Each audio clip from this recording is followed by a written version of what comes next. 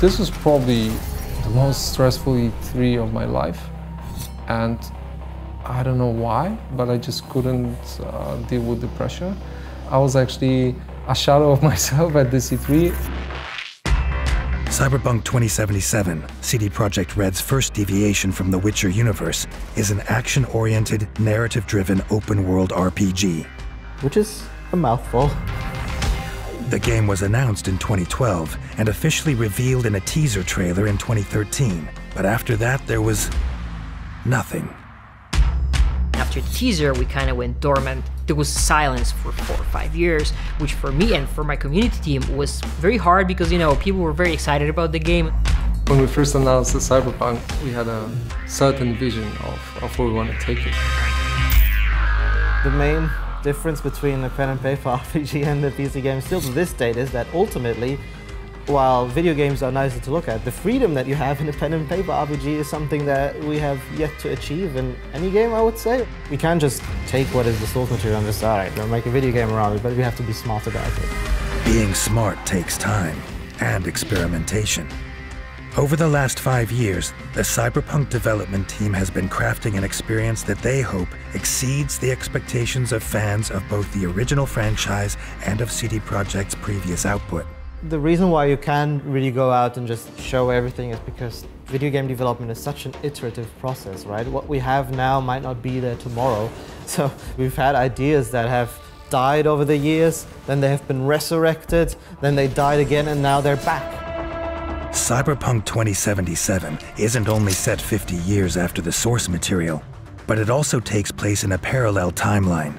This gave the team the freedom to create a game that respected and referenced the source material, but also suited the shift to the video game medium.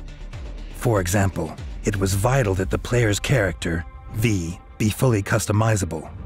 This was a real shift for a company associated with an incredibly iconic character like Geralt. For us, it's important to give players this freedom, to allow them to play themselves in our world and really immerse themselves. That is also part why we have the first-person perspective, right? Because you don't play as someone else, but you play as I. Got a window on the left, go! The move to first person is essential to convey the scale and verticality of Night City, the game's sprawling, neon-soaked hub. But this change in perspective, combined with a completely new style of navigation, including the ability to drive, brings with it a new set of design challenges.